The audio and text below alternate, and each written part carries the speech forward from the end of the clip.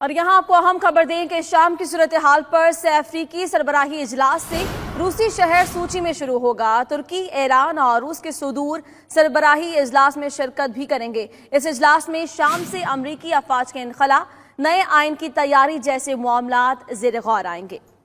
اہم خبر ہے جس سے متعلق آپ کو آگاہ کیا جا رہا ہے۔ شام کی صورتحال پر سہ افریقی سربراہی اجلاس آج سے روسی شہر سوچی میں شروع ہوگا۔ آپ کو بتاتے چلیں کہ ترکی، ایران اور روس کے صدور سربراہی اجلاس میں شرکت کریں گے۔ اجلاس میں شام سے امریکی افواج کے انخلا، نئے آئین کی تیاری جیسے معاملات اس اجلاس میں زیر غور آئیں گے۔ اہم خبر ہے جس سے آپ کو آگاہ کر رہے ہیں۔ آپ کو بتاتے چلیں اس حوالے سے کہ شام کی صورتحال پر سہ افریقی سربراہی اجلاس آج سے روسی شہر سوچی میں شروع ہوگا، جبکہ ترکی، ایران اور روس کے صدور سربراہی اجلاس میں شرکت کریں گے۔ اس اجلاس میں شام سے امریکی فوج کے انخلا، نئے آئین کی تیاری جیسے معاملات بھی زیر غور آئیں گے۔ اسی پر مزید تفصیلات جانیں گے اپنے نمائندے شاہد گھمن سے۔ شاہد، بتائیے گا مزید کیا تفصیلات ہیں اور اس کے علاوہ کون کون سے امور زیر بحث رہیں گے؟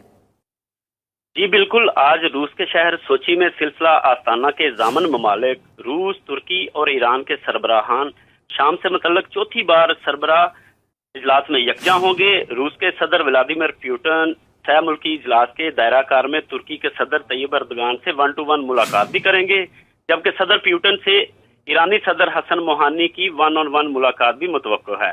سربراہی اجلاس میں تینوں صدور شام کی علاقائی سالمیت، امریکہ کے شام سے انخلا، دہشت گردی اور علیحدگی پسندی کے خلاف جدوجہد کرنا اور سلسلہ آستانہ میں طے پانے والے معاملات کے مطابق تعاون کو جاری رکھنے کا پیغام دیں گے۔